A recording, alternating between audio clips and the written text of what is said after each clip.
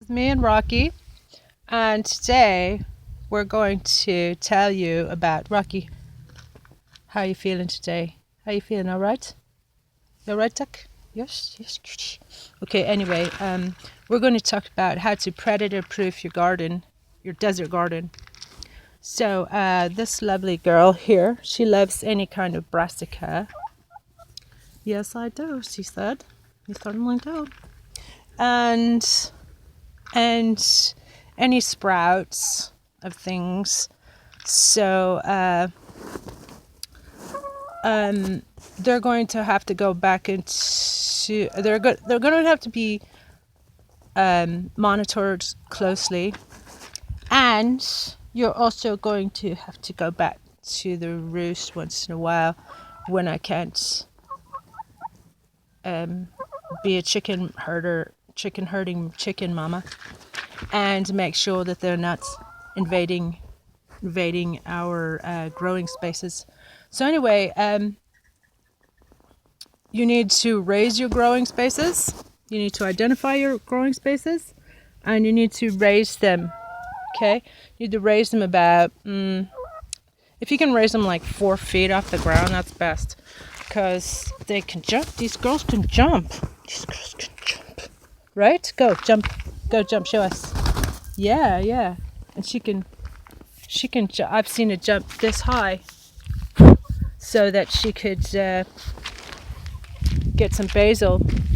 Anyway, so this is some of the growing tricks that we've used. One of our head gardeners around here created this thing just using some. You can use anything. I think this is a ski pole or something, and sticks and this crap, chicken wire. I think works the best. Anyway, so and also pointed bits pointing up so they don't jump over it. That kind of works. And let's see what else works. Placing things behind, like I've got some sweet potatoes and potatoes grown in there. That was Hank protecting his food ball. She's got balls of steel for a chicken. That's why she's half blind, but that's another story. Anyway, this is bottle brush in the corner here, and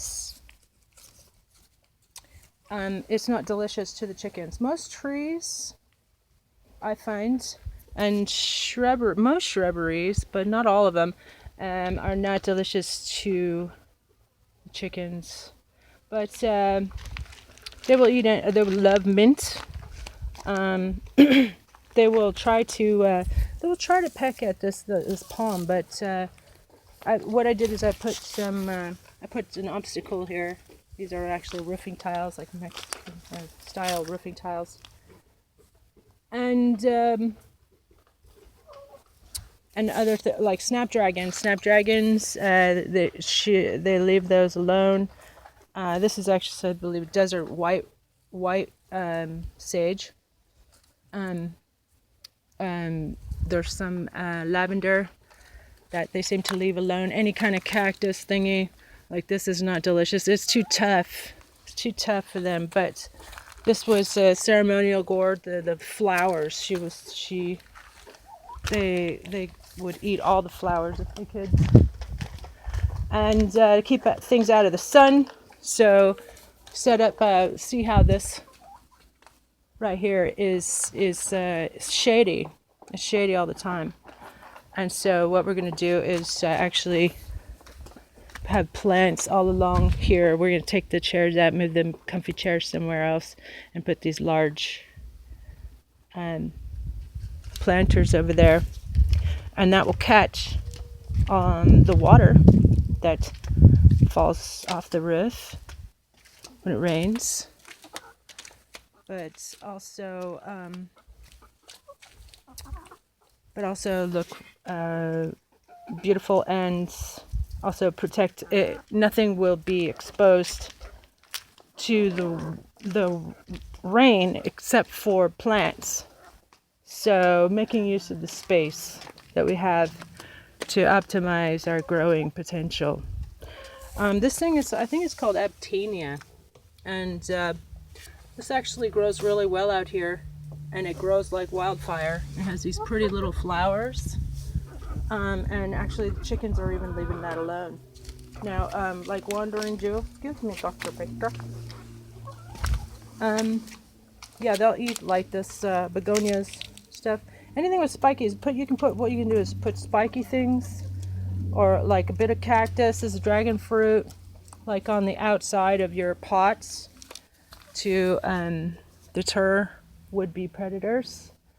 Mint, have to hang it. Spearmint, also have to hang it. It's just too delicious. But if it's kind of nose level, like this is, nose and eye level, then whenever it's watered, it will smell really lovely. So that's one of the benefits of doing that. Now, so aloe is actually one of the star plants for me. Mama G, my mom, apparently she wasn't too much for it, but I actually have an aloe collection. And if you want to exchange some aloe with me, please do contact me through the Tucson Backyard Gardeners. Shout out, Facebook. And so yeah, it's part of my aloe collection. They do great, and they look lovely, and they're also a deterrent. Nothing eats them. They're also, as a, of course, medicinal, and as a last-ditch effort. I just recently realized that, in terms of like if you're ever desperate for water, you can drink the aloe. Aloe juice is actually really good for you. And so I have aloe kind of lining this, and it's otherwise the chicken will invade and eat all the mint, like she did here. There was a lot of mint growing under here. Now there's some cilantro and stuff. But yeah, also I put cages. Sometimes I put little cages over things so the chickens don't eat it. But as I said, I'm going to be monitoring them a little bit more closely lately. So yeah, things that create a deterrent and they're raised. This is there's another kind of response to the chickens. I got something high up here. Got actually some coriander. It's pretty big and nice, and I use it a lot in cooking. And these things, there's like a collection of like Abtenia and some other things, cool things. And sometimes I take a little clipping off of that and put it somewhere else if I need it, like hanging stuff. Also, is like a deterrent. Bamboo. Bamboo is it's also a perfect privacy fence. And it's invasive, they say, but that's exactly what I want. I want something that's invasive so that it has the best chances of surviving. Like this, I want to say papyrus.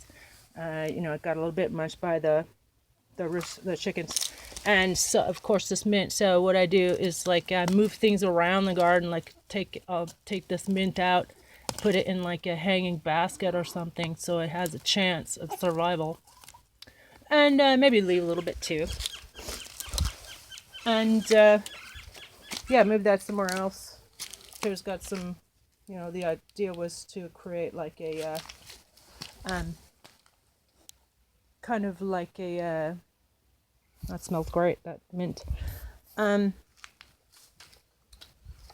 Like a stage. This is actually a stage, a peace stage. This courtyard, surrounded by plants, and more aloe. See, I lined it here, and there's even like another outer aloe thing. I'd like to eventually have an aloe farm. And yeah, I've been I just raised those things over there. That's a jasmine and some coriander and some mustard greens and hibiscus. This is my one of my poor little avocados. Like the citrus does fine. It doesn't need anything. That's my poinsettia. They'll just kind of like trample. So I had to put a cage on that. And those are baby royal palms. So I put a cage on that. And Dusty Miller. Nothing bothers Dusty Miller. I had to put, I'm starting to put succulents in here. This will be a succulent collection. This is a bougie garden. And there are tulips in there. I just got, we keep like chards and beets and stuff in here in the back. It's colorful and it looks kind of tropical, and Buddha likes color. Those are delphiniums back there. Yeah, this is a canna that I brought and grew from seed from Taiwan, and they will kind of peck at it to the nub. There's also some dill, cilantro in there, because the Buddha would enjoy having a vegetable garden, I think. And so I just planted these. These are like baby pups from a variegated agave. So those will fill up that space. They get big, and then they have pups of their own. I can also move them to another part of the garden. Here's another one, and that will fill in that space. And also this, to have it here. There was a royal palm. There's still the one right there. So I'm putting this here. It's kind of like to protect it as another deterrent. So anyway, those are some techniques and tactics and strategies to protect your garden, your desert garden. And hope that they helped. When it snowed, I put this down on the ground and the chickens attacked it. So what I'll do now is transfer those to safer spots. And actually, if the best thing to do is to have, so this totally critter proof, is to have your own little greenhouse. So you can even put ailing plants, so they can recover from the attacks. So anyway, have a great afternoon, and if you'd like to do a plant exchange or be invited to a plant exchange and barbecue with the Tucson Backyard Gardeners, you can contact me through the Facebook page. Have a great day. Bye-bye.